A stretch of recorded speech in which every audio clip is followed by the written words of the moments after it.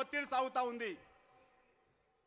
దానితో పాటుగా పద్మశాలీల నేతన్నల ఆవేదన, ఆందోళన కేవలం తమ శ్రామిక, కార్మిక, సామాజిక ప్రయోజనాలు మాత్రమే కాకుండా ప్రత్యేక రాష్ట్ర ఆవిర్భావం కోసం వారి అంకిత భావాన్ని అనేక రూపాల్లో వ్యక్తీకరించడం జరిగింది.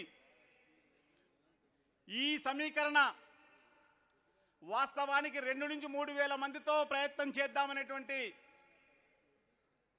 సంకల్పం చేస్తే మొత్తంగా నిజాం కళాశాల మైదానంలో వెలుపల వాహనాలన్నీ కిక్కిరిసిపోయేలాగా ఎవరికి వారు మీరు మీ ప్రాంతాల్లో నేతృత్వం వహిస్తున్న వారు, క్రియాశీలక కార్యకర్తలుగా ఉన్నవారు మీరంతా ఇక్కడికి రావడం అంటే మీరు చూపుతున్నటువంటి ఈ అనుబంధం, జై బోలో తెలంగాణ అనేటువంటి పాట సాగినప్పుడు మీరు చూపినటువంటి చప్పట్ల దరువు ఈ అనుబంధం ద్వారా వ్యక్తీకరిస్తున్నటువంటి విషయం చలిమాకు లెక్క కాదు, పులిమాకు లెక్క కాదు. ఎందుకంటే పులిమా చిహ్నం తెలంగాణ ప్రత్యేక రాష్ట్రం ఏర్పాటయ్యే వరకు పోరాటంలో, మహోద్యమంలో మాదైన క్రియాశీలక భూమిక కొనసాగుతుంది. దాంతో పాటుగా పోరాటంలో, ఈ మహోద్యమంలో పాలు పంచుకుంటున్నటువంటి మా బిడ్డలు, మా తల్లులు, మా అక్కలు, మా చెల్లెళ్ళు, మా పెద్దలు, వారందరికీ కూడా ఎక్కడి వారం అక్కడే మేమంతా అండగా ఉండి ఈ మహోద్యమంలో తమ భేదం లేకుండా లీనమై సాధన దిశలో ముందడుగు వేస్తాము అని చెప్పడం మాత్రమే కాదు, ఈనాటి ఈ సమీకరణ ఒక నూతన చైతన్యానికి దారి తీయాలనేటువంటి విన్నపంతో నేను ముగించదలుచుకున్నాను. 2010 సంవత్సరం ఇది. మరో 10 రోజుల్లో 2011లోకి ప్రవేశించబోతున్నాం. అంటే ఒక దశకానికి స్వస్తి పలికి మరో దశకానికి స్వాగతం పలికేటువంటి అతి కీలకమైన సమయం ఇది. రాగల 10 సంవత్సరాల్లో మనం సాధించుకున్నటువంటి ప్రత్యేక రాష్ట్రంలో, సాధించుకున్నటువంటి అనే పదం వాడుతూ ఉన్నాను ఎందుకంటే కేంద్ర ప్రభుత్వం ప్రకటన చేసిన తర్వాత ప్రపంచవ్యాప్తంగా ఉన్న అంతర్జాతీయ వేదికలన్నీ కూడా భారత ప్రభుత్వం 29వ రాష్ట్రంగా తెలంగాణ అనే ప్రాంతాన్ని గుర్తించి ప్రకటించింది అని చెప్పేసింది. ఎవరెన్ని చెప్పినా అంత మాత్రమే కాదు, వివిధ దేశాల కేంద్ర మంత్రిత్వ విదేశాంగ శాఖలు వారి నివేదికల్లో రూపొందించుకున్నాయి.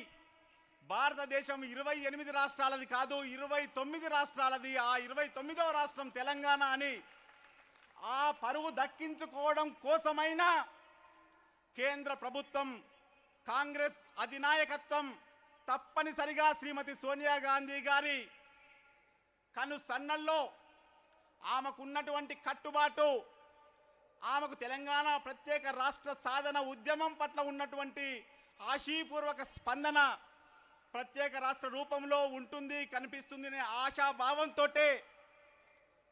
మన ప్రత్యేక రాష్ట్రంలో మనదైన కార్యాచరణ కోసం మనం ఈ 10 జిల్లాల్లో మన సామాజిక శ్రేణుల్లో ఎప్పటికప్పుడు చైతన్యం నింపేలాగా ఆర్థిక పరిపుష్టి కోసం, శ్రామిక ప్రయోజనాల కోసం, నాణ్యమైన ఉత్పాదనల కోసం మనం అనుసరించాల్సిన విధానాలన్నింటినీ, కేంద్ర రాష్ట్ర ప్రభుత్వాల మీద చేయాల్సిన ఒత్తిళ్లన్నింటినీ మనం రూపొందించుకోవాల్సిన కార్యాచరణలో పొందుపరచుకోవడానికి మనం అందరం కూడా నిరంతరం సంప్రదింపుల్లో ఉందామని గుర్తు చేస్తూ, మనం తెలంగాణ ప్రత్యేక రాష్ట్ర సాధన అయ్యే వరకు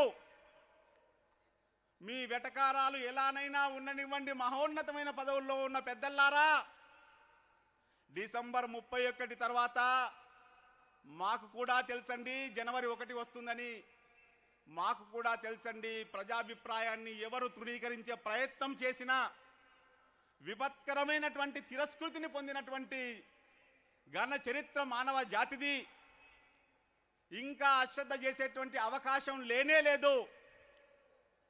ఇంకా ఆలస్యం చేస్తే పాపమంతా మనమే మూట కట్టుకోవాల్సి వస్తుంది. కాబట్టి వెటకారాలు పక్కకు పెట్టండి, వాస్తవాలు గ్రహించండి, ఇక్కడి ఆకాంక్షను సాఫల్యం చేయండి అని వినమ్రంగా మనవి చేస్తూ, ఇంత ఓపికతో ఇంత దూరం విచ్చేసి మీరందరూ ఇందులో లీనమైనందుకు, డిసెంబర్ 31 తర్వాత మరోసారి మహోజ్వలంగా సాగేటువంటి మహోద్యమానికి పునరంకితం కావడానికి మీరందరూ విచ్చేసినందుకు, మీ అందరి సమక్షంలోకి వచ్చి మిమ్మల్ని ఆశీర్వదించేందుకు పెద్దలందరూ విచ్చేసినందుకు మహదానందాన్ని వ్యక్తం చేస్తూ, జై తెలంగాణ,